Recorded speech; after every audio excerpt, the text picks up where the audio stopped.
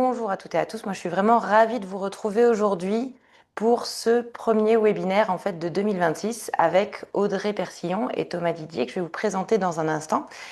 Mais avant de commencer, en fait, on est toujours au mois de janvier et donc pour ceux que je n'ai pas encore vus, je voudrais vous souhaiter tous mes vœux pour cette nouvelle année. Je vous souhaite vraiment une excellente santé, beaucoup de joie, de moments de partage, d'amour, de la progression, que ce soit personnelle et professionnelle, et surtout de savoir aller à l'essentiel et de rester vrai et aligné avec qui vous êtes. Ceci étant dit, moi je me présente aussi en deux petits mots pour ceux qui ne me connaissent pas. Je suis Muriel Moindreau, je suis neuroscientifique spécialisée en oculométrie. Et aujourd'hui, ma mission, en tout cas la mission que je me suis donnée, c'est vraiment d'accompagner les orthoptistes à faire de l'oculométrie une force dans leur pratique clinique. Ça passe par des accompagnements, mais aussi par ces événements voilà, réguliers que j'organise et où j'invite en fait des cliniciens à partager autour de l'oculométrie. Et c'est pour ça qu'aujourd'hui, j'ai le privilège d'avoir avec moi Audrey Persillon et Thomas Didier, que je remercie déjà pour leur présence. Et puis je vais vous présenter et je vous donne la parole. Donc Audrey et Thomas, ils sont tous les deux orthoptistes, diplômés de l'université Victor Ségalen de Bordeaux en 2009. Avant ça, Audrey, elle avait aussi obtenu un BTS d'opticien lunetier en 2006. Ils ont tous les deux exercé en libéral pendant une quinzaine d'années. Alors, c'est peut-être pas tout à fait exact, mais voilà. Et avec une activité assez variée qui comprend, entre autres, et si je me trompe pas, de la rééducation, de la neurovision, des examens complémentaires et j'imagine peut-être d'autres choses. Ils ont eu un cabinet en commun. Et en 2018, c'est là en fait que tout a peut-être basculé. En tout cas, ils se sont lancés dans l'aventure iSoft où ils ont lancé la société et ils ont commercialisé le dispositif EMA, qui est un dispositif basé sur la réalité virtuelle qui est combiné à de l'oculométrie. Et en fait, ils vont nous parler justement du parcours de l'iSoft. Et donc, Audrey et Thomas, merci à tous les deux d'être là. Et puis, je vais vous laisser prendre la parole. Merci déjà pour l'invitation. Très bonne année à toi aussi et à tout le monde. Et j'en profite pour souhaiter un bon anniversaire à ta maman parce Oui, que je me rappelle que tu nous as dit c'est super la date, le 22 janvier, c'est l'anniversaire de ma maman, c'est forcément une bonne date. oui, voilà. Bon anniversaire à elle. Merci.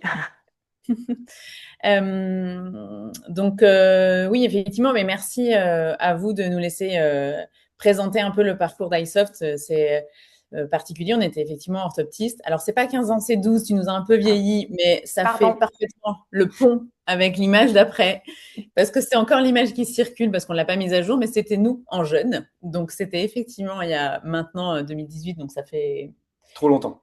trop longtemps. Tu l'as dit, on est orthoptistes tous les deux initialement, moi j'étais opticienne avant. Et iSoft, c'est né pour répondre à ce qu'on a connu dans nos cabinets, donc dans la vraie vie, comme tous les orthos qui sont là. Et le webinaire, pour bien qu'on soit clair sur le sujet, c'est de raconter comment ça s'est passé, comment on a évolué, mais c'est pas de la promo produit, donc on va pas expliquer, on va pas rentrer dans le détail de ce que fait Emma, à quoi ça sert, comment ça fonctionne, etc. C'est pas le but du webinaire. Euh, voilà. Bon, je vais dire un petit mot quand même parce que j'ai pas encore dit le bonjour. Donc, bonjour à tout le monde. Bonne année à tous. Et bon anniversaire à ta maman. Je précise que c'est aussi l'anniversaire de ma Merci. mamie. Mais bon, elle Oh, bah, regardera bon peut-être. anniversaire à ta mamie, je savais pas. Voilà. Je te rends la parole et je te remercie, Muriel, pour cette belle intro et puis pour ce sujet qui est quand même intéressant et qui sort un peu des sentiers battus de ce qu'on voit sur les webinaires sur des sujets très spécifiques. Donc, merci. Avec Donc, plaisir. globalement, c'est la chronologie. On a essayé de faire quelque chose d'assez clair et qui suit la réalité de la chronologie de ce qui s'est passé dans nos vies. Donc, le point de départ, alors oui, ce sont des images d'IA. Oui, c'est censé être moi à gauche, et ça me ressemble pas du tout. Mais on reconnaît un peu Thomas. Donc, la réalité, c'est qu'on a fait nos études ensemble. On a eu un cabinet ensemble, effectivement. On a travaillé pendant 12 ans. Moi, j'étais pas mal en pédiatrie, Thomas en neurovision. Et on a été confrontés, comme tous les orthos, quand même à des troubles musculo-squelettiques. C'est une réalité. On va parler du parcours scientifique, donc on va beaucoup faire référence à des études. Il y a un mémoire qui avait été fait et qui mettait en évidence que 75% des orthoptistes souffraient au bout de 10 ans de troubles musculo-squelettiques. Donc c'est un vrai truc dans notre métier quand même, et on l'a constaté aussi. Et on a aussi été confronté à des patients qui parfois décrochaient. Alors, il y a un biais, c'est qu'on voit les patients qu'on voit, on voit pas les patients qui arrêtent. Ceci dit, on le sait quand même. On sait, monsieur machin, je l'ai pas revu. Il est pas revenu, c'est bizarre. ils décrochent pour plein de raisons. On est patient aussi, donc on sait que des fois, c'est compliqué de s'y astreindre. Pour autant, on avait ce sentiment que parfois on manquait d'outils pour les embarquer dans leur prise en charge et dans leur rééducation. J'entends par là moi j'avais le sentiment en tout cas que des fois ils n'étaient pas sceptiques, mais je trouvais pas bien les mots en tout cas, et j'avais pas les bons outils qui me permettaient d'appuyer mon discours et de le rendre très crédible, en tout cas qui n'était pas suffisant pour qu'ils se disent allez, je vais aller au bout de ma prise en charge orthoptique. Alors, je confirme, je précise que on a parlé de 2018 pour le lancement d'iSoft officiel, mais c'est quand même quelque part dans notre tête depuis presque le début de nos études. Donc, en fait, on s'est bien inspiré de la réalité de terrain, hein, parce que on a tous les deux eu chacun 2 cabinets et des collaborateurs. Donc, en pratique courante, je rejoins ce que dit Audrey. Les outils existants fonctionnaient bien. Il y a eu un moment où on a vu la demande augmenter, puisque il y a quand même une réalité aussi de besoins, c'est-à-dire qu'on utilise de plus en plus des écrans, il y a de plus en plus de fatigue visuelle, et tout ça a un petit peu donné de la perspective à notre amorce de réflexion, en plus de cette histoire d'objectivation et de preuve de progrès. Bon, là, je parle beaucoup de progrès et de rééducation parce qu'en fait, c'est un petit peu ce qui est au cœur de l'amorce de notre projet. C'était comment aider la pratique avec des exercices un petit peu innovants en plus des outils existants et comment renforcer la réussite, mais aussi la participation des patients. Et ça, pour tous les orthoptistes qui sont présents, vous le savez bien, il y a beaucoup d'abandon, beaucoup d'absentéisme qui sont aussi liés soit au manque de compréhension de l'intérêt, comme le dit Audrey, soit au manque de motivation. Donc, on a une première petite référence, hein, qui nous a inspiré là sur le livre de Shaiman and Wick, qui parle précisément de l'intérêt du renforcement positif et de tout bénéfice que ça a cliniquement sur la réussite de la thérapie.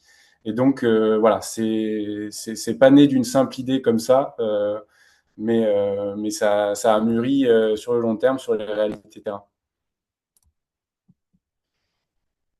Il y a quand même une petite idée, oui. Oui, c'est moi qui vais la présenter parce que c'est quand même l'idée de Thomas, et l'image que vous voyez, c'est la fraise Tagada. Genre, je ne sais pas si vous voyez de quoi on parle quand on parle de ça, mais au début du cinéma en 3D, on avait nos lunettes et il y avait une pub Haribo et une fraise Tagada qui jaillissait comme ça. Donc, cet effet de jaillissement, ça forçait le spectateur à converger, forcément. Donc, c'était pas hyper confortable. Mais c'est quand même ce qui a allumé la lumière chez Thomas et qui lui a fait dire il y a un truc à faire avec la 3D, cet effet de jaillissement dans notre métier. C'est le vrai point de départ. Bon, ensuite, voilà, on a commencé à bosser ensemble. C'est une idée qui a mûri. C'est quand même lui le geek du binôme, hyper branché nouvelle techno. Et donc, on a commencé à se dire, bon, mais qu'est-ce qu'on pourrait utiliser? On va pas aller au cinéma avec nos patients pour qu'ils fassent leur séance de rééducation avec la fraise Tagada. Donc, donc, on a testé tout un tas de trucs. On a testé des écrans 3D, des lunettes actives, avant d'arriver au casque de réalité virtuelle, parce que c'était quand même le début. C'était pas, il y en avait moins qu'aujourd'hui. Oui, pour donner un ordre d'idée, hein, ça a commencé les réflexions en 2013. Hein. Donc, je parle comme un vieux, mais à cette époque-là, la technologie n'était pas du tout ce qu'elle était actuellement. Hein. Il n'y avait pas encore de casque et encore moins d'eye tracking dans des casques. Donc, pardon, je t'ai coupé. Non, mais t'as raison, t'as raison. Ça nous a aussi valu, il y a 2-3 anecdotes rigolotes, mais on a passé une soirée extrêmement longue dans le salon d'un ancien prof de physique à la retraite, passionné de réalité virtuelle. Et on a passé 2 heures à regarder la totalité de ses photos de fleurs en 3D sur son écran monstrueux. Rien n'avait d'âge dans cette maison à part cet écran dingue avec toutes ces fleurs à l'île de Ré, tu vois, on s'en rappelle, donc c'est pour te dire à quel point ça nous a marqué. Bon, enfin bon, hyper intéressant, et puis ça fait partie de l'histoire du début et les différents tests qu'on a pu faire. Et on a aussi rapidement intégré des tests avec l'eye tracker, donc avec la barre Tobii. Il y en a qui voient ce que c'est parce que je sais que c'est utilisé par certains orthos indépendamment de la réalité virtuelle. C'est l'eye tracker qui est dans le casque qu'on utilise.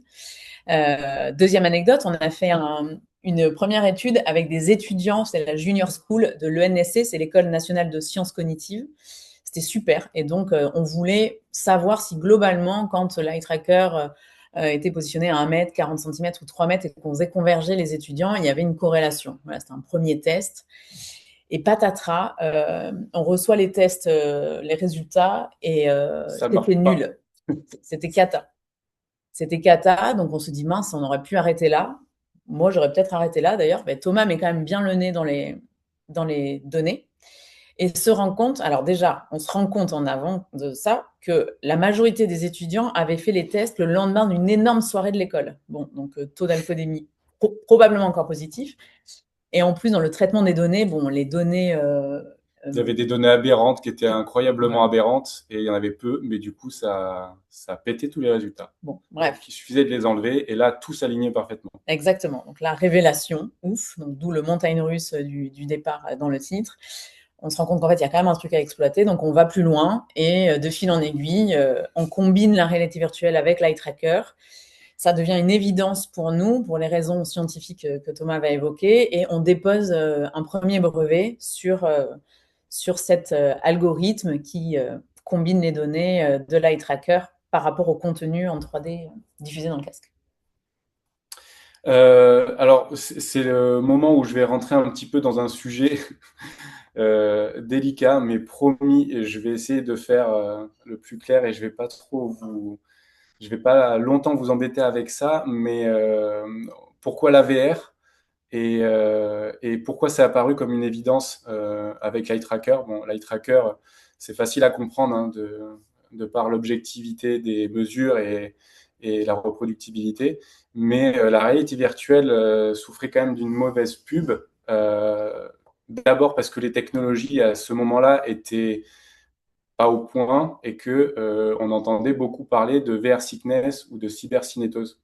Donc euh, on parlera de ce sujet-là en suivant, mais d'abord la réalité virtuelle par rapport à la vision et au sujet de l'accommodation et de la convergence. C'est qu'en fait, la convergence qui est au cœur de notre métier est très liée à l'accommodation et donc les casques de réalité virtuelle qui reposent sur des systèmes optiques monofocaux avec une focale évidemment faite pour la vision éloignée euh, entraîne un conflit d'accommodation-convergence à chaque fois qu'on simule des objets en vision rapprochée dans la VR, puisque la focale ne change pas. Donc la disparité fait que, je reprends l'histoire de la fraise Tagada, qui s'approche dans le casque VR est perçu comme près, mais sans l'accommodation.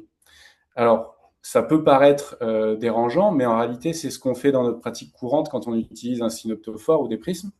Et donc, là où on a été conforté, c'est par les travaux de Anna Horwood, qui qui est orthoptiste et, euh, et qui fait de la recherche sur la partie accommodation et émergence. Et elle a mis en évidence dans ses travaux, et ça nous a conforté, que le fait de travailler en dissociant l'accommodation de la vergence était finalement plus efficace pour améliorer l'une et l'autre que lorsque les deux sont associés. Donc ça, c'était une bonne nouvelle pour nous.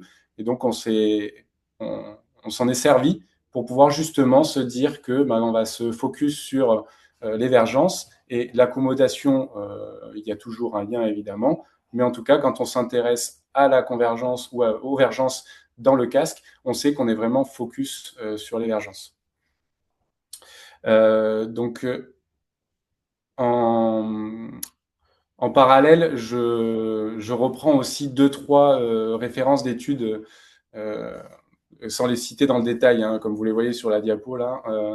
On s'est aussi inspiré de différentes recherches qu'on a fait et d'études qui ont été publiées parce que on est loin d'être les seuls à avoir amorcé du travail sur la réalité virtuelle. Hein. Partout dans le monde, il y a eu des précurseurs et il y en a qui ont, même avant nous, mis en évidence l'intérêt de travailler la convergence en réalité virtuelle. Et donc, on a des études qui ont validé le principe de faire travailler la convergence en réalité virtuelle et aussi des études qui ont mis en évidence la reproductibilité, la répétabilité des mesures de déviation oculaire dans un casque VR accompagné d'un système d'oculométrie. Donc, je pense qu'on peut maintenant passer au sujet de la VR ciné ou de la cybercinétose pour dire un petit mot là-dessus parce qu'on l'a aussi bien pris en compte. Euh, il y a notamment un rapport de l'ANSES qui a été fait il y a quelques années qui est très intéressant, qui explique pourquoi on peut avoir ces inconforts liés à l'usage de la VR. C'est qu'en fait, donc la cybercinétose, hein, c'est simple, c'est un conflit sensoriel entre ce qui se passe dans la réalité virtuelle et ce que perçoit l'oreille interne, et donc c'est un peu le mal de mer de la réalité virtuelle. Comme je disais tout à l'heure, la réalité virtuelle grand public souffrait d'une image un peu pénalisante parce qu'entre la qualité des casques, des images, la latence et souvent une utilisation pour le gaming avec beaucoup de mouvements et beaucoup de cinétique, ben en fait, on avait une grosse partie des gens qui souffraient d'inconfort à l'usage de la réalité virtuelle. Et tout ça, on l'a pris en compte puisque nous, on a sélectionné donc dans la version qu'on a déployée un casque de réalité virtuelle qui avait les meilleures spécifications techniques pour limiter la génération de cet inconfort. Et surtout, on a tenu compte des recommandations de l'ANSES qui disaient qu'il fallait limiter le temps d'exposition, ce qui tombe parfaitement bien puisque c'est complètement cohérent avec un patient qui vient 1 à 2 fois par semaine en cabinet. Et on a aussi Sur des très séances courtes. contrôlé sur des séances courtes, oui, bien sûr. On a aussi contrôlé et maîtrisé l'environnement. C'est pour ça que quand vous utilisez iSoft, les éléments sont plutôt figés en termes de référentiel et qu'on ne fait bouger que les éléments qui ont un intérêt pour analyser le mouvement des yeux et le tout de manière douce et fluide. C'est-à-dire que si je comparais par exemple à une barre de prisme où il peut y avoir un saut quand on passe d'un prisme à un autre, les mouvements qu'on a dans iSoft sont plus lisses. Et ça participe énormément à éviter les effets indésirables. Et on a fait notre principale grosse étude éphémère qui a été réalisée sur 150 patients avec 15 orthoptistes, qui est l'étude de référence qui est utilisée pour notre marquage dispositif médical.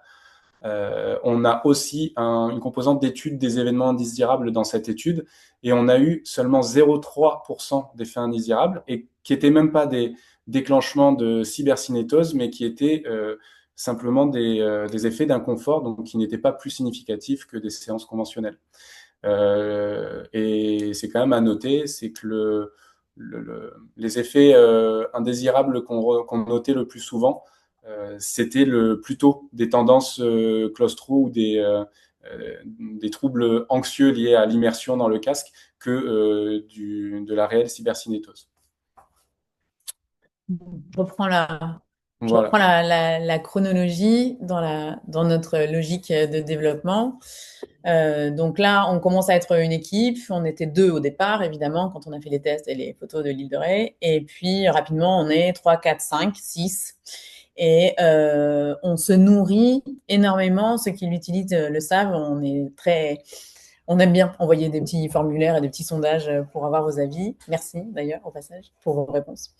Et c'est le titre, vous êtes notre team R&D. C'est vrai, les utilisateurs d'iSoft contribuent clairement à donner nos axes de priorisation de développement des fonctionnalités et même des nouvelles fonctionnalités, pas que d'amélioration, de création de fonctionnalités. Le télésoin, c'est un super exemple parce qu'on est né quasiment pendant le Covid. On ne pouvait plus voir de patients en cabinet. Ça a été un vrai sujet d'avoir une solution rapidement. C'est comme ça qu'est né Emma Home, la solution de télésoins pour pouvoir quand même continuer à prendre en charge nos patients sans qu'ils soient avec nous physiquement au cabinet. Et aujourd'hui, on a recoupé les statistiques des cotations de TMY, donc c'est la cotation des séances de rééducation, et 70% des TMY sont réalisés avec Emma Home. Donc on est hyper content. Voilà. Merci aux utilisateurs du télésoin. On est content pour les patients qui peuvent en profiter. Le module d'évaluation aussi, c'est venu de vous. Là, il y a la liste dessous, je ne vais pas vous le détailler, mais de toutes les études qu'on a faites. Alors, là, c'est des études internes principalement, toutes quasiment. Il y en a une qui est en cours de publication sur la reproductibilité et la répétabilité. C'est la première fois que je le dis bien du premier cours. Toujours dans cette idée de on a une idée, vous avez une idée, vous nous la faites remonter, on teste, on prouve que ça marche, on développe, ça passe dans la certification et on avance comme ça avec vous. Ça a été aussi hyper approprié en basse vision, on parlera de la polyvalence après, mais en basse vision, auprès des sportifs, avec des sportifs qu'on connaît, alors que je connais pas souvent, mais en tout cas que Thomas connaît, a priori. Voilà, donc l'idée, c'était de faire une solution adaptée à la pratique clinique et que ce soit une réponse à un vrai besoin. C'est pour ça qu'on avance, on ne sait pas exactement ce qu'on va faire dans 18 ou dans 24 mois. On a une idée, mais on l'arbitre en permanence en fonction des retours des utilisateurs. Le dispositif médical, je rends le micro à Thomas. On se re déjà à moi. Mais pas longtemps.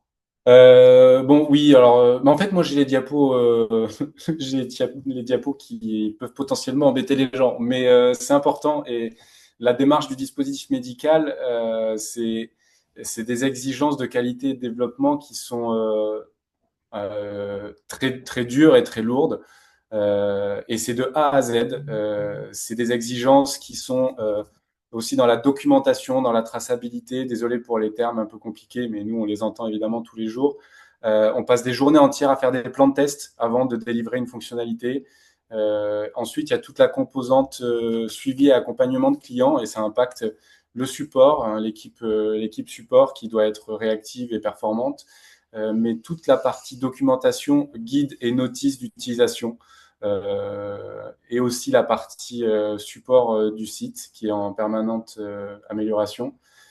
Et on est aussi très, très surveillé et contrôlé du point de vue de la communication et du marketing. Hein. On n'est pas permis, nous, de pouvoir faire de la pub comme on veut, comme les marques de voitures ou les fabricants de vêtements. Donc voilà, ça reste quand même des contraintes. Rien n'est laissé au hasard, effectivement, y compris la taille des assets, des stimuli que vous voyez dans le casque. L'évaluation clinique, c'est du temps courant. D'ailleurs, on a une super team et Pierre et Anaïs, deux orthoptistes. Tu spoil la slide. Eh bien, on le redira, ils auront 2 fois des fleurs et c'est mérité. Donc voilà, c'est aussi un plaisir d'avoir une team clinique formée d'orthoptistes. Donc ça, c'est quand même aussi une satisfaction pour nous. Bref, ces exigences de qualité sont très très lourdes et très contraignantes avec un impact sur tous les services d'une entreprise. Mais c'est aussi ce qui fait la différence entre un outil expérimental et une solution qui est validée et reconnue en pratique clinique. Pour que ce soit plus concret, parce qu'effectivement, on l'avait bien compris, c'est plutôt la partie de Thomas. J'ai mis un petit ciseau pour penser à vous le dire, parce que c'est comme ça qu'on me l'a expliqué au début. Par exemple, un ciseau qu'on achète chez Carrefour, Leclerc ou Auchan, pour en citer 3, je crois, qui coûte 1 euro, le même, exactement le même, qui va servir à couper un fil en chirurgie, il va coûter 10 euros, 15 euros ou 20 euros. Et en fait, la différence de prix, c'est pas tant qu'il a coûté plus cher à fabriquer, c'est le même, c'est les mêmes matériaux. Par contre, il faut faire tous les tests et tous les crash tests pour être sûr qu'il ne va pas rouiller ou il ne va pas faire rouiller un élément qui va être à l'intérieur d'un corps humain à un moment donné. Il ne risque pas de se casser en deux au moment où le chirurgien va appuyer un peu fort dessus. Voilà, en fait, c'est tout ça qui coûte cher. C'est pas le matériau en particulier ou spécifiquement, c'est toute la sécurité et la fiabilité, les processus et donc les humains et les ressources qu'il y a autour. Ouais. Et pour être bien, c'est vrai que c'est bien de toujours être transparent là-dessus. Faut pas amalgamer le dispositif médical uniquement à l'évaluation clinique.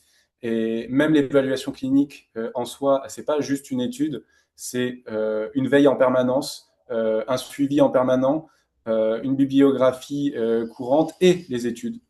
Et quand on parle de fiabilité, de sécurité et de performance, en fait, l'évaluation clinique ne répond que à la composante performance de la solution.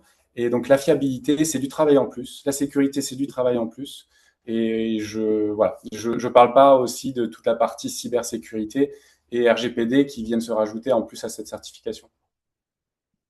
Pour faire le lien justement avec la qualité et le fait que c'est un élément indispensable à la pratique courante, il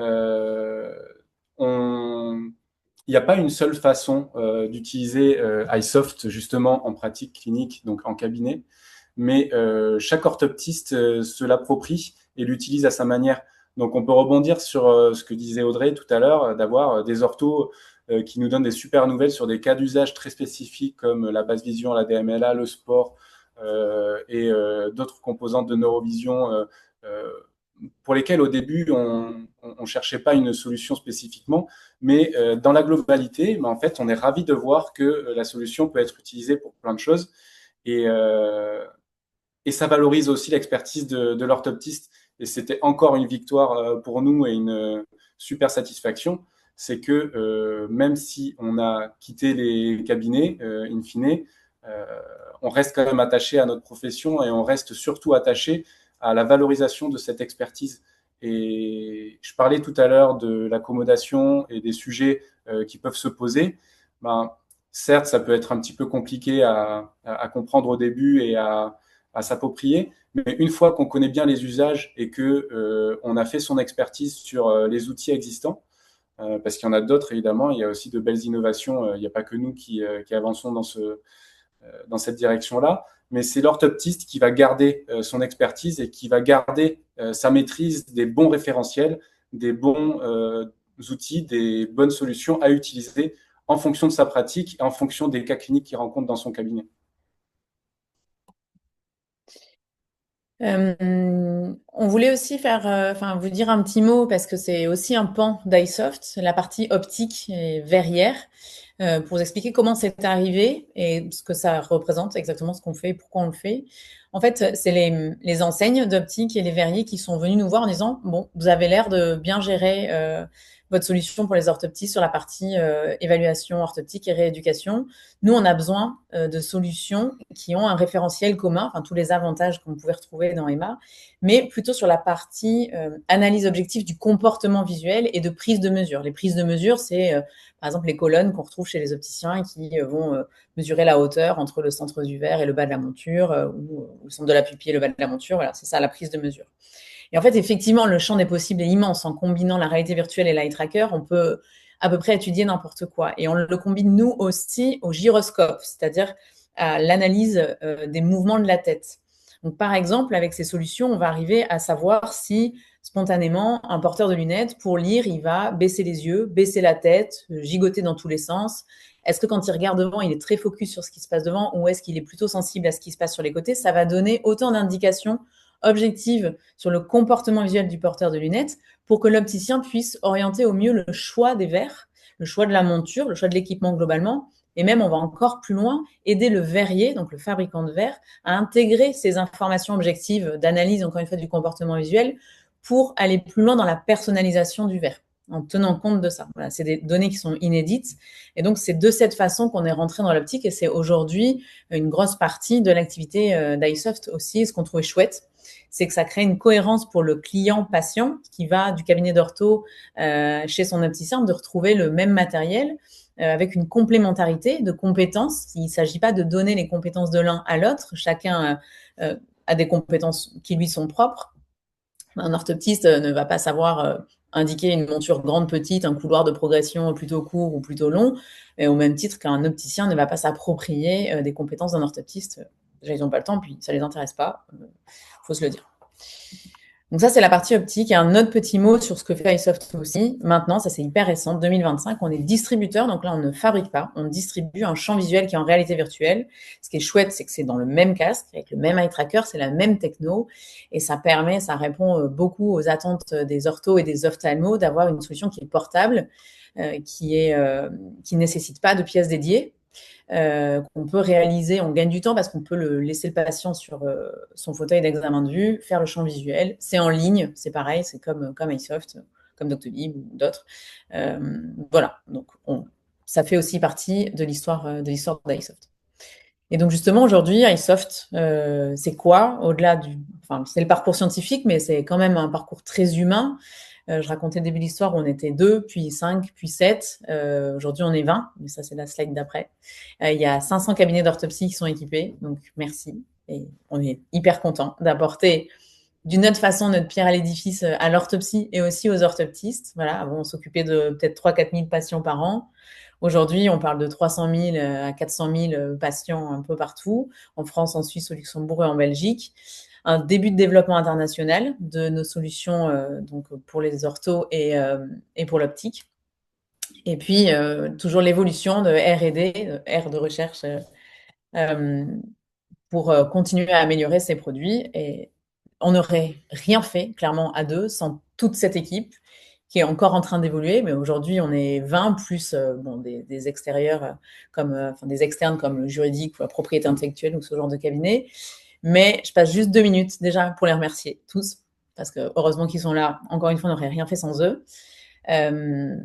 Vous avez, si vous utilisez iSoft, vous avez peut-être au téléphone, alors c'est sûr que vous avez eu Marie, c'est sûr que vous avez eu Louis, peut-être Steve sur Oculera et sur le champ visuel, Fabien et Alix qui sont au support, qui sont super, et on a eu un super retour des utilisateurs d'iSoft sur le service, sur le SAV. C'était hyper important pour nous parce que pour avoir été en cabinet, c'était vraiment très pénible, les sociétés qui nous vendaient des trucs et qui répondaient plus jamais quand on avait un problème. Donc, je pense qu'on a eu des gens au support avant même d'avoir des commerciaux.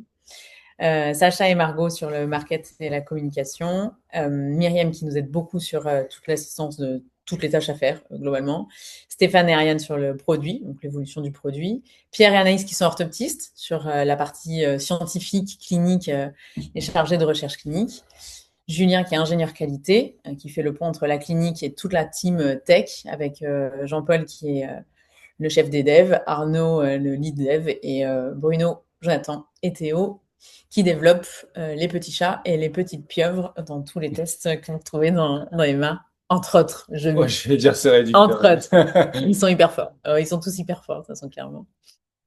Voilà, et la suite de l'histoire, avec vous sur la partie Pro 2. Donc, merci encore d'y contribuer. Et merci Muriel de nous avoir laissé l'occasion de présenter l'histoire. Peut-être que ça vous aura donné envie de développer autre chose et vous aussi d'apporter votre pierre à l'édifice d'une autre façon. Voilà. Merci, moi je vais dire un petit mot aussi de la fin. Je voulais préciser, je l'ai évoqué tout à l'heure, le fait qu'on avait des cabinets. Et il y a 3-4 ans de ça, on a dû prendre une décision, hein, autant Audrey que moi. Pour info, on avait chacun 2 cabinets. On était encore en activité à ce moment-là et on avait des collaborateurs. Et donc, c'était une période très, très dure, très, très dense, hein, puisque structurer iSoft, plus continuer à gérer les cabinets et le faire bien, c'était pas évident. Et donc, ça a été un petit peu, en tout cas pour ma part, je pense que c'est partagé par Audrey, mais d'un côté, la mort dans l'âme d'abandonner les patients en cabinet, parce que quand on a fait ça pendant plus de 10 ans, forcément, c'est difficile de prendre un virage. Mais ce qui nous a fait accepter la nouvelle mission, c'est justement ce que disait Audrey tout à l'heure, c'est là où on arrivait à soigner peut-être 1000 ou 2000 patients à l'année, en accélérant sur ce modèle et en le faisant différemment. On garde la même mission, mais on le fait peut-être avec des chiffres de plusieurs centaines de milliers de patients par an, mais grâce à vous. Voilà. Donc, enfin, grâce à vous, si vous êtes utilisateur, si vous le devenez, et à tous les utilisateurs qui ne sont pas là, évidemment. Donc, voilà. Donc, merci beaucoup. Et c'est très satisfaisant pour nous de voir que on en est arrivé à un point où maintenant, avec près de 500 cabinets d'utilisateurs, que la solution est reconnue en pratique courante. Et voilà, ça, c'est un peu ce qui nous montre que on a au moins atteint un bout de la mission, quoi. Ce qui nous redonne l'énergie quand on l'a plus, hein, on va pas se mentir. C'est pas un long fleuve tranquille, on s'en doute bien. Voilà. Merci Audrey et Thomas pour la présentation de tout ce parcours. Merci vraiment d'avoir fait le point sur en fait qu'est-ce que ça veut dire de développer un outil en partant de rien quelque part, en ayant fait tous les tests avec les différents outils dont vous avez parlé, là, les écrans 3D, les lunettes, etc. Et puis d'être arrivé donc à la VR.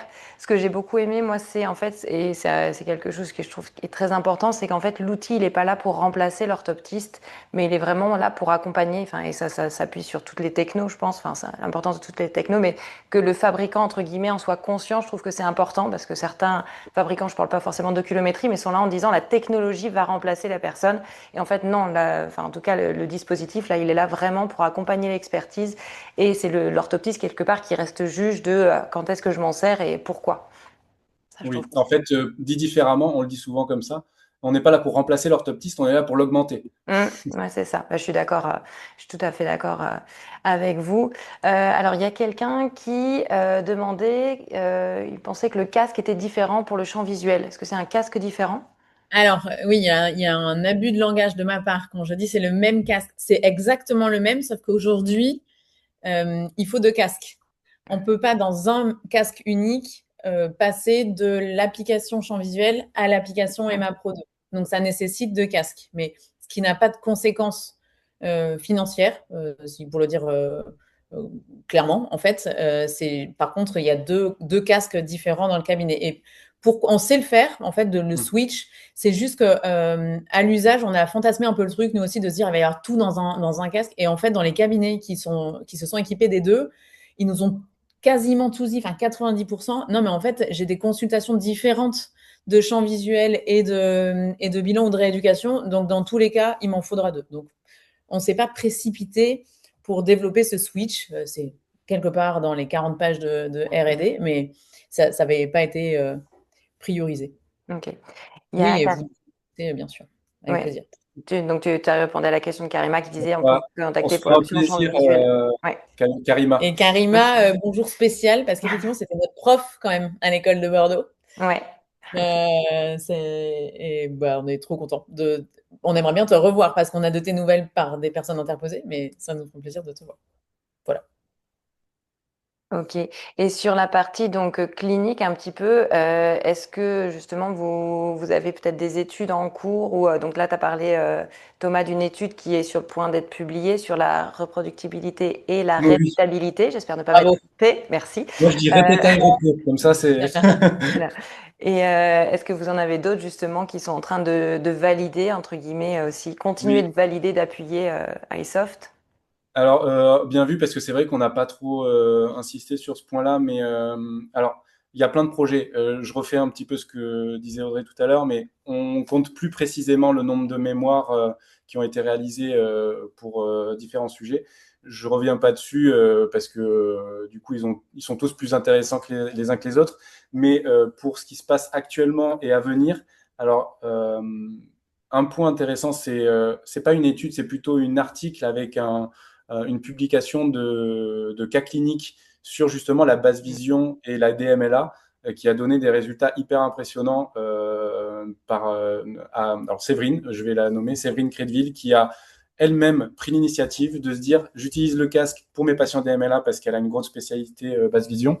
Et il se trouve qu'elle a eu des résultats impressionnants sur la fatigabilité, objectivée par l'eye tracker et la dispersion de la fixation et la stabilité de la fixation, et aussi par la capacité à réaliser des calibrations et des mesures oculométriques avec le casque chez des patients qui n'y arrivaient pas en début de rééducation parce que la calibration elle-même ne passait pas.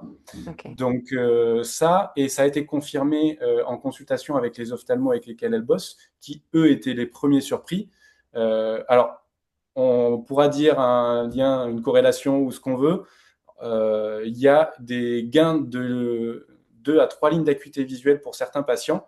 On n'a pas, c'est un cas clinique, donc ça n'a pas été prouvé que c'était vraiment la méthode qui faisait ça. N'empêche que c'était assez surprenant et c'est ça qui a déclenché la rédaction de la publication de cet article sur les cas cliniques et l'usage en DMLA. Et elle utilisait beaucoup l'exercice de coordination en VR, œil-main et tête-œil, et le test de dispersion de fixation pour objectiver les progrès. Bref, tout ça pour dire que ça a été coécrit avec le docteur Luc Jean-Jean de l'ARIBA et de la RAMAV, que certains connaissent probablement.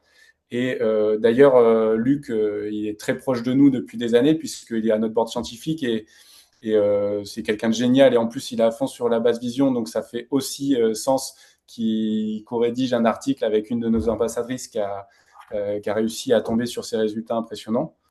Et on en a deux autres beaux projets à venir. Il y en a un, c'est un mémoire, mais qui a eu l'agrément d'un. Alors, j'ai oublié le terme qui va me revenir, mais euh, qui est passé en comité d'éthique et donc qui devrait être publié au CHU de Nantes, puisqu'on a aussi dans notre board scientifique, avec grande fierté, le professeur Lebranchu, qui est quand même monsieur strabologie de Nantes. Et donc, on a un projet en cours. Là, on va passer dans la rédaction et dans les statistiques du projet de mesure des déviations strabiques. Et là, c'est dans le cadre du CHU avec le branchu, donc pour des mesures chirurgicales. Et le deuxième projet qui est aussi au CHU de Nantes et qui concerne plutôt les troubles du neurodéveloppement, un joli projet qui s'appelle Projet Panda, qui est pareil, qui va être mené et financé au CHU de Nantes par l'équipe de, de Pierre Lebranchu, là par les orthoptistes du coup. Ok, ok, ben merci pour ça. Il y a Cécile qui a levé la main. Si tu veux activer ton micro et prendre la parole. Oui, bonjour. Moi, j'aimerais rebondir sur ce dont tu as été parlé sur la DMLA. Si elle passait pas le calibrage, comment elle a fait pour ensuite améliorer son patient? C'est-à-dire que c'est par des exercices sans le casque ou elle a chanté cette partie-là, elle l'a amené sur les exercices qui lui ont permis ensuite de me fixer. Alors, C'est ça. bonne question. D'abord, en fait, on peut utiliser, c'est un petit peu l'avantage de la VR combinée à l'eye tracking, c'est que si on n'arrive pas à avoir de Tu calibration, peux c'est pas dissocier. parce qu'on n'a pas l'eye tracker qu'on peut pas faire les exercices. Et on passe en mode thérapie. Et même d'ailleurs, notre première solution, à l'époque où les technos n'étaient pas prêtes, C'est vrai qu'on l'a notre pas vu. première solution a été une solution dans la VR, mais sans eye tracker, C'est vrai. pour uniquement la partie rééducation. Et donc, elle a fait effectivement les exercices de rééducation dans la VR sans avoir d'eye tracker. Et elle a quand même eu la présence d'esprit de se dire, je vais quand même retester de faire la calibration. Et donc, c'est comme ça qu'elle s'est rendue compte qu'au bout de 3, 4 séances, où après, probablement que le patient le verbalisait et s'en rendait compte aussi qu'il progressait et qu'il fatiguait moins. Et donc, ça a réussi à stabiliser la fixation. Et de cette matière-là, quand le patient suivait le petit point blanc dans toutes les directions, ça a fini par être validé par l'eye tracker et donc les tracés étaient enregistrables. D'accord, ben, merci pour la réponse parce que je ne savais pas que c'était possible. J'ai pu tester votre solution 2 mois, mais comme on a pas mal comment dire, d'abonnements, on ne peut pas tout s'abonner à tout, donc je ne l'ai pas Faut faire gardé. des choix, mais bien sûr. Mais par contre, je voulais juste vous faire le retour comme ça sur un enfant autiste. La seule chose qui était passée, c'était votre casque, pour le coup, Oui. parce que ça l'a immergé et que même s'il tournait la tête, comme le casque suit la tête, Ouais, eh ouais. ben, ça m'a permis d'avoir quelque chose, d'avoir un bilan, d'avoir quand même des billes. Ah, Et voilà, chouette. je trouve que ça, c'est Merci plutôt pour, intéressant à dire. merci pour ce Merci. retour et ça me met en lumière un autre sujet qu'on n'a pas abordé. Bon, c'est vrai qu'on a beaucoup de sujets en cours, mais on a aussi un casque à Rothschild. Et dans le service justement des jeunes déficients visuels, donc avec des patients qui ont le profil de celui que tu décrivais justement, et ils ont gardé le casque et ils y croyaient pas au début parce qu'ils avaient aussi d'autres outils. Hein. Je crois qu'ils avaient l'iBrain aussi qu'ils utilisaient. Et Ils ont en termes, beaucoup de, ils ont, enfin, oui, selon les cas, justement, c'est l'avantage, c'est d'utiliser telle ou telle solution qui et, s'adapte à ton cas, à ton patient. et ils ont observé et ils nous ont remonté exactement la même chose que ce que tu nous dis là, à savoir que justement, ça paraît peu intuitif, mais en termes de prise en charge, c'était parfaitement adapté à ce genre de cas. Alors pas tous évidemment, on ne va pas vendre du rêve, hein, mais pour le coup, quand il s'agit de ne pas réussir du tout à avoir quoi que ce soit comme données ou réussir à en avoir au moins une partie, c'est vrai que ça peut peut-être aider. Merci.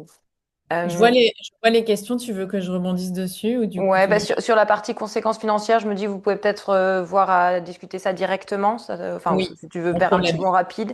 Et après, il y avait, vas-y, je pense qu'il y a la remarque de Marie aussi qui est intéressante. Je sais pas s'il y a- Oui, bah alors il y en a plusieurs. Déjà, oui, Mais effectivement, Karima j'ai n'a pas pas osé été te notre... mettre un Non, coup mais c'est d'épaule, mais vrai. je sais pas, Karima était en troisième année quand nous, on était en première et deuxième année. Non, qu'est-ce qu'on s'est fait? Elle était plus grande que Oui, nous. Voilà. elle était. Ouais, en fait, on fonctionnait par binôme, et donc comme elle était dans la promo de notre binôme de l'année supérieure, je pense qu'elle était dans la promo de Sophie. Je veux pas dire de bêtises. Ah, c'est possible. Bon, bref, voilà, c'est peut-être ça Bon, l'amalgame. ok. Mais t'as pas d'excuses. Non, pardon. Du coup, c'est vrai. Très bien. Voilà. Bon, ça, c'est pour Karima. Les conséquences financières, oui, alors abus de langage. Et comme je voulais pas rentrer dans le détail parce que je voulais pas que ce soit un webinaire commercial, j'ai fait très vite. Mais ce que je veux dire, c'est que évidemment, le logiciel du champ visuel a un surcoût. Mais le fait qu'il y ait un deuxième casque, en fait, ça n'a pas de, ça, ils seraient tous les deux logiciels seraient dans le même casque, ça serait le même prix que d'avoir deux casques avec deux logiciels. C'est ça que Ouais. je voulais dire. Oui, Voilà. effectivement, je comprends. Et, et les progrès du casque sur des patients basse vision sont réels et super satisfaisants. Marie, je serais intéressant d'en discuter ou à minima, si toi tu es intéressé d'en discuter avec Séverine, n'hésite pas à nous contacter, même par mail à contact, je retrouverai. Ça pourrait être intéressant, effectivement, Je sais que Séverine est à fond sur la poursuite de ce cas clinique-là, de ces cas cliniques. Tout le monde connaît Séverine. Tu parles de Séverine comme si on... Alors, Séverine, c'est celle qui a rédigé l'article sur la basse vision dont je parlais tout à l'heure. Donc, je parlais d'elle qui est tellement à fond qu'en fait, elle veut poursuivre et elle cherche des orthoptistes ou ophtalmos qui seraient OK pour vraiment faire une étude en bonne et due forme, plutôt que de faire simplement une étude de cas clinique. C'est-à-dire pousser vraiment et prouver le fait qu'il y ait des réels gains. Donc, c'est super de voir que c'est partagé par ton expérience. Donc, n'hésite pas si besoin, si tu es OK. Oui, d'accord, mais carrément. Ouais, comment fait-on du coup, vous pouvez nous envoyer des mails à contact @SciSoft. Je vais écrire le mail et si vous avez des questions justement pour ce genre de sujet. Il y a Karima, pendant que tu écris, Thomas, tu peux peut-être répondre, qui demande est-ce qu'en neurovisuel, il y a un casque spécifique? A priori, non. Non, pour la partie utilisation dans le contexte neurovisuel, c'est le même casque que Emma Pro 2. Okay. Donc là, il n'y a pas de changement. Et donc, il y a quelqu'un qui dit aussi il ou elle a pu tester sur un patient adulte ayant une dégénérescence corticobasale et c'est bluffant. Alors, moi, j'aimerais bien savoir si, Ortho77, je suis désolée, j'ai pas ton prénom, tu veux bien prendre le micro ou au moins dire un petit peu qu'est-ce que tu as pu, en fait, faire évoluer, parce qu'une dégénérescence corticobasale, c'est pas rien. Oui, c'est bon, super, merci. Oui. Bonjour. En fait, c'est un patient qu'on m'a adressé, c'est l'orthophoniste qui travaille avec moi ou la porte en face, en fait, qui me l'a adressé parce qu'elle le suit pour un maintien en fait des fonctions, parce que c'est dégénératif et que voilà. Et donc moi, je l'ai pris un peu en rééducation en me disant bon, est-ce que vraiment voilà, je vais pouvoir servir à quelque chose. J'avais lu pas mal de choses qui disaient qu'effectivement pas forcément. Donc je le vois, ça fait maintenant, ça fait peut-être 6 mois maintenant que je le vois en rééducation. Et en fait, avec la neuro, donc il est suivi à Saint-Antoine, je sais plus l'hôpital. Enfin, bref, en tout cas, c'est la neuro qui le suit pour la dégénérescence, a vu du progrès. Et moi, en fait, avec le casque, c'est vrai que ce qui est bien, c'est qu'il est super enfin, le côté immersif, le côté, il n'y a pas de. Il n'y a pas de distracteur, il n'y a pas de... Parce que c'est ça qui le gêne beaucoup, moi, en fait, en séance, c'est que dès qu'il y a beaucoup de choses, il se sent vite perdu. Voilà. Donc là, le fait d'être dans le casque, on a beaucoup travaillé la coordination œil-tête. Et c'est vrai que c'est un exercice, maintenant, il le fait. Au début, c'était vraiment, vraiment compliqué. Là, maintenant, d'une séance à l'autre, ça se maintient. Ouais, sa femme est contente, elle trouve qu'il y a aussi du mieux dans son expo, dans le quotidien. Enfin, donc ouais, non, c'est chouette. Je suis contente. J'y croyais pas, mais voilà. Merci pour ce retour. C'est vrai que... merci. Ouais. J'ai raté. Clotilde de jouer un message. Pardon, Maëlle, vas-y. Non, c'est bon. Vas-y. Je crois qu'on a une petite copie. Non, mais j'ai mis l'adresse pour que Clotilde nous contacte. D'accord, ok. Pour qu'on lui donne les coordonnées. Oui, parce que du coup, je vais quand même demander à Séverine, qu'elle s'étonne pas d'avoir des... Et pour reboucler sur ce que tu viens de dire, effectivement, c'est des retours qu'on a souvent, et c'était les premiers trucs qui ressortaient d'ailleurs quand on a lancé iSoft, c'est que le fait d'être immergé, tu peux pas faire autre chose. On l'a évoqué tout à l'heure. Tu bouges la tête, tu as le casque sur la tête, tu bouges la tête, l'exercice te suit. Donc, à moins de fermer les yeux, clairement, et d'être de mauvaise volonté. De toute façon, on le voit avec l'eye tracker maintenant quand les patients font semblant ou quand ils dorment. Tu ne peux pas faire autre chose que l'exercice. Donc, ce qui fait que souvent, ce que nous remontent les orthos, c'est que les séances peuvent être plus courtes ou quand tu commences à travailler un exercice que tu ferais à la barre de prisme ou c'est moins long, c'est plus intense, plus intensif même, parce que encore une fois, tu peux pas faire autre chose, mais tu es obligé d'être concentré sur ce que tu fais. Il n'y a pas la distraction de déjà on papote, il y a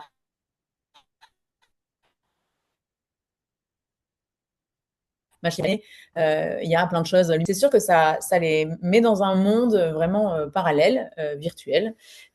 Mais ça a cet avantage de les laisser rester focus sur ce qu'ils sont en train de faire. Et pour autant, on a quand même le contact avec eux. Je remets ma casquette d'ortho, du coup, mais parce que tu vois les yeux et parce que tu vois ce qu'il voit. Donc, ça ne change rien à l'interaction en temps réel. Pour autant, il est quand même dans son monde. Et s'il veut pas te parler, et des fois, il te parle plus, d'ailleurs, voilà, bon, parce qu'il est concentré, il fait son truc et ça marche, du coup. Et des fois, ça marche un peu plus vite. Ok. Je rajoute aussi sur le sujet de l'immersion, mais plutôt du fait d'avoir un casque dans lequel est intégré un eye tracker aussi.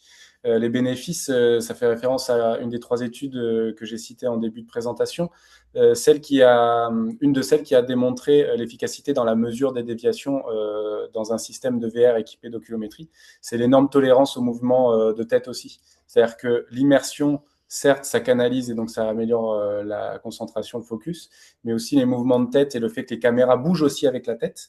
En fait, c'est un énorme avantage par rapport à des systèmes qui doivent prendre en considération les mouvements de tête. Donc, ça a aussi ce bénéfice-là. Il y a un biais de moins, en tout cas. Ok.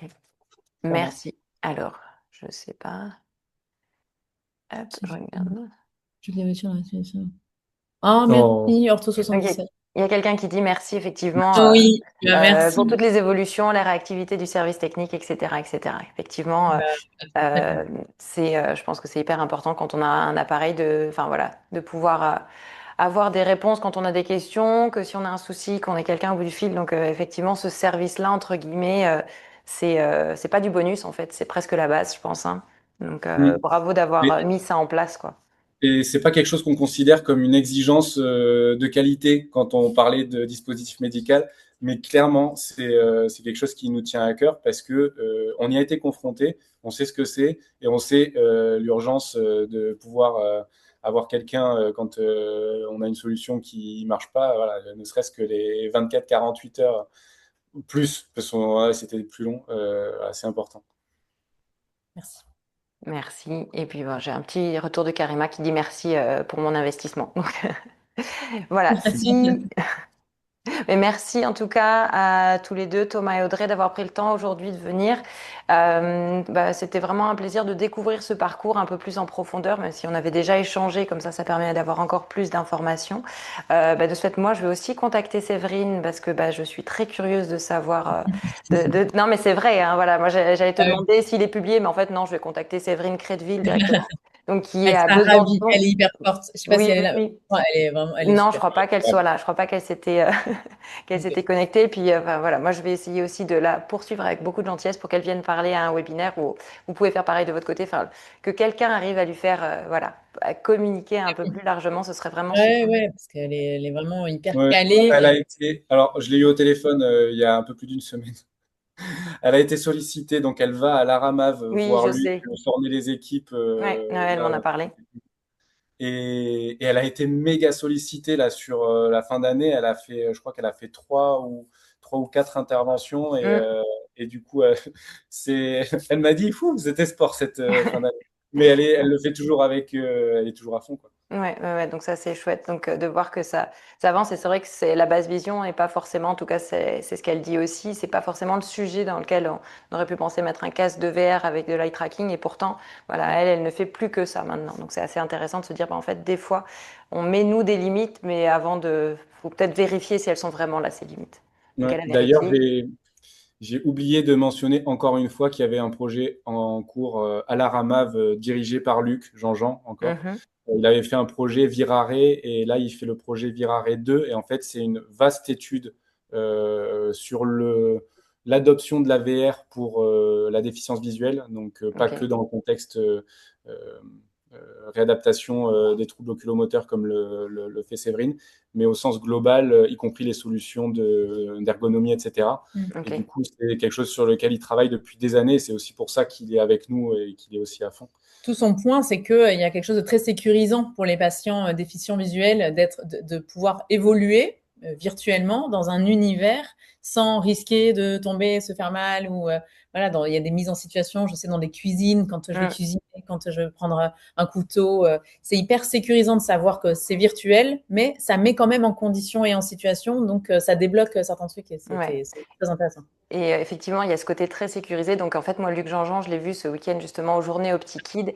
Et il disait quand même qu'il fallait qu'il y ait quand même le clinicien qui soit à côté, parce que même si c'est hyper sécurisé pour le côté du couteau, tu vois, Ah oui, et ben en fait, il disait que par contre, de temps en temps, certains essayent de s'appuyer sur l'îlot central de la cuisine. aïe, aïe, Et ils aïe, se ouais. déséquilibrent. Donc, c'est tellement immergé et réaliste que des fois, ils y vont. Bon, voilà, ça c'est pour la petite anecdote, mais effectivement, il y Ouais, a bah ce oui, oui, côté effectivement. sécurisé où ils savent qu'en fait, bah, ils risquent rien, tellement sécurisé qu'ils ont confiance et qu'ils vont s'appuyer sur les meubles présents. Ouais, Voilà. bon, il y a des limites. Non, mais voilà, donc c'est bien d'avoir quelqu'un à côté, c'était tout. Mais ça, il l'a bien mentionné.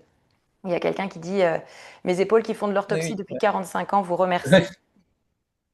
Oui, tu es reparti pour 45 ans, Maria. Bon, tout va bien. C'est parfait. Bon, voilà, bah, écoutez, merci à tous de votre présence. Merci encore Audrey et Thomas pour bah, ce bel exposé, cette belle présentation. Et puis bah, je vous dis à très bientôt. Merci à tous. Très bien, Avec merci à plaisir. toi. Merci à Merci à tous. tous. Au revoir. Au revoir.